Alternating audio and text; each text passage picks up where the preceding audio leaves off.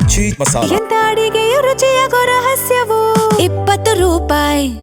ನೇಪಾಳದಲ್ಲಿ ಭೀಕರ ಪ್ರವಾಹಕ್ಕೆ 165 ಜನರು ಬಲಿಯಾಗಿದ್ದಾರೆ.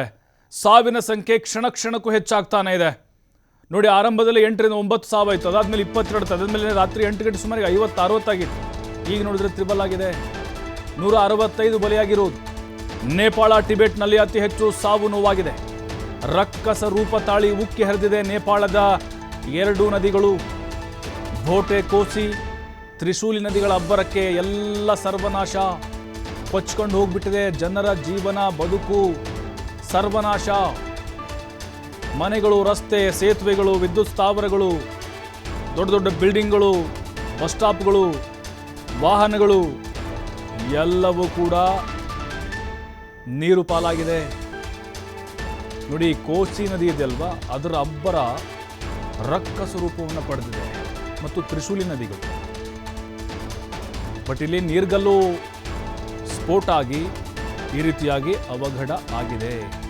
ಕಂಡು ಕೇಳರಿಯದ ರೀತಿಯಲ್ಲಿ ಆಗಿರುವಂಥ ಒಂದು ಅನಾಹುತ ಇದು. ನೋಡಿ, ಟಿಬೆಟ್ನಲ್ಲಿ ಜಾಸ್ತಿ ಮಳೆ ಆಗ್ತಾ ಇದೆ ಮತ್ತು ಅಲ್ಲಿ ಈ ರೀತಿಯಾಗಿ ಪ್ರವಾಹ ಪರಿಸ್ಥಿತಿ ಉಂಟಾಗಿ ನೇಪಾಳಕ್ಕೆ ಅದರ ಎಫೆಕ್ಟ್ ಆಗಿರೋದು. ಒಂದೊಂದು ದೃಶ್ಯವೂ ಕೂಡ ರಣಭೀಕರ, ಮೈ ಜುಮ್ಮನಿಸ್ತಾ ಇದೆ, ಭಯಾನಕವಾಗಿದೆ. ಯಾವುದೋ AI ವಿಡಿಯೋನಪ್ಪ ಅಂತ ಅಂದ್ಕೊಳ್ತಿದ್ದಾರೆ ಜನ, ಇನ್ನೂ ಕೂಡ ನಂಬೋಕ್ಕಾಗ್ತಾ ಇಲ್ಲ.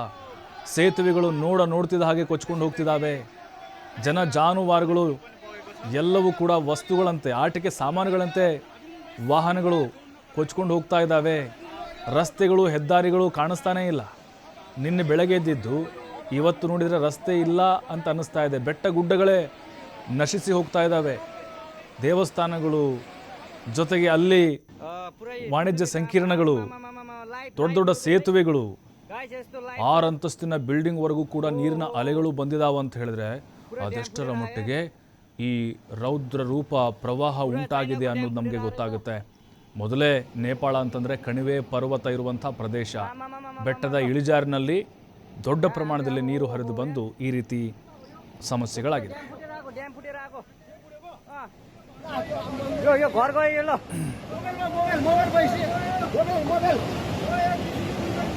लो त्रिशुली बजारै गयो यार, लो गयो यार।